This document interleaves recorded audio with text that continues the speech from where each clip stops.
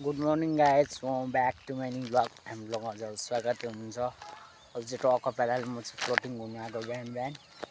धेरै दिन भइसकेको थियो नि त ब्लग पनि हालिरहेको, यत्तिकै डुल्दै बस्दै। अहिले चाहिँ टक्क पाराले होइन ब्लग हालिदिन्छु आज। अब धेरै दिन पछि भएर ब्लग गर्दा के भनौँ जस्तो लाग्छ। अहिले चाहिँ मर्निङ वाकको पैदल यात्रामा हो हामी फ्लोटिङ। टक्क पाराले पानी ट्याङ्की हामी पुग्न आइसकेको छ।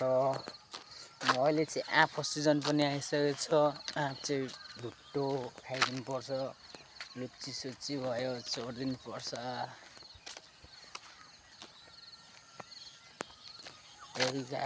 लाइक सब्सक्राइब चाहिँ गर्नु होला है। भकुलाहरू छ अगाडि अगाडि। अहिले चाहिँ त्यहाँ मर्निङ वाक गर्ने मान्छेहरू छ। मलाई चाहिँ के बोलौँ भइरहेछ। बकुला उठेको हेर्नु होला कृपया।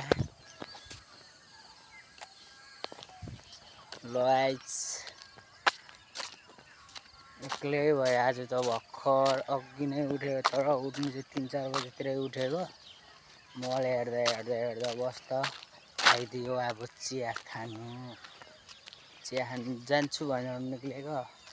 अनि सोच्यो कि एकछिन दिमागमा आइसक्यो सोच्दा भ्लग गरेको छैन। अनि हामी आज फ्लोटिङ छिर्दिउँ भनेर म एक्लै आइदिएको। यस्तो भएर चिया खान जान्छु होला।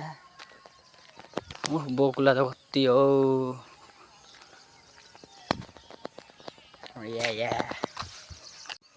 चाहिँ टक्क पाराले हाम्रो पहिला बस्ने ठाउँ आइसकेको छ। अनि यता चाहिँ फिल्ड जाने बाटो हो फ्लोटिङको। मान्छे एकजना गइरहेको छ, किन गएको मलाई चाहिँ थाहा छैन होइन। म चाहिँ यस्तो एकछिन रमाइलोको लागि मात्रै आइदिएको, यस्तो भ्लग सग गर्नुको लागि होइन त हो नि। अहिले चाहिँ एक्लै भइसक्यो बसेको ज्याउ लाग्यो। अहिले चाहिँ टक्क पाराले उठेर ढाबातिर जानु पर्यो होइन त। चल्दिउँ न त ढाबारीतिरै जान्छु होइन त।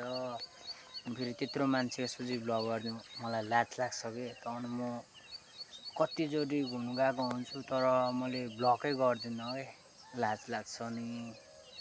तब बिस्तारै बानी गर्ने हो। ठुलो मान्छेको सोझी पनि भ्लग गर्ने बानी गर्ने हो। यो लजाउने बानी छोड्नु पऱ्यो। लजाएर सक्दैन भ्लग गर्नु। तर साथीभाइ भएको बेला अनि उनीहरू राम्रो भ्लग गर्नु सक्दिनँ, रमाइलो गर्नु सक्दिनँ। तर अहिले चाहिँ बानी राख्नु पर्यो है। अनि अहिले चाहिँ अब साइकलवाला क्यामेरा त आज कति राम्रो आएको हो।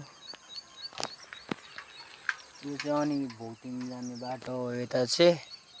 अनि यता पाकरगाछी नि पुगिदिन्छ यस्तो घुमेर गयो भने। अनि यता चाहिँ हाम्रो गाउँ डाबरी एरिया भनेपछि बासङ घिसिङको हो होइन त हो।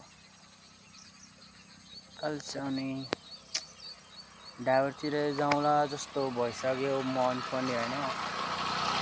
तर भ्लग गर्ने मुड थिएन आज, जे बनाउने टाइम निकालेर भ्लग गरिदियो। अब जानु पर्यो उता होइन त। अनि म चाहिँ उठिदिइरहेको छु। यता चाहिँ अस्तितिर उखुप थियो, अहिले चाहिँ उठेछ के भन्छ अरे मकै। अस्तितिर उखुप, आजतिर मकै।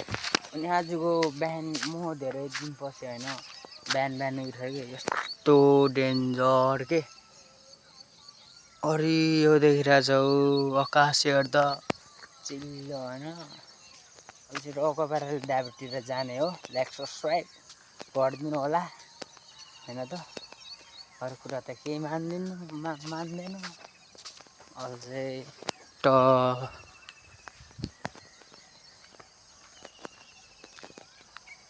बस्ने मान्छे नि बसिरहेको छैन हौ दादा। चल्दिउँ भनेको यस्तो टक्क पाराले। अहिले चाहिँ डाबरतिर जानु पर्यो। अहिले चाहिँ टक्क पाराले डाबर पुग्न आँटिसकेको छ। अनि हेरिदिनु होला हो चराहरू आँप पनि फलिसक्यो हौ गाइज। अहिले चाहिँ टक्क पाराले बाँस पुगिसकेको छ।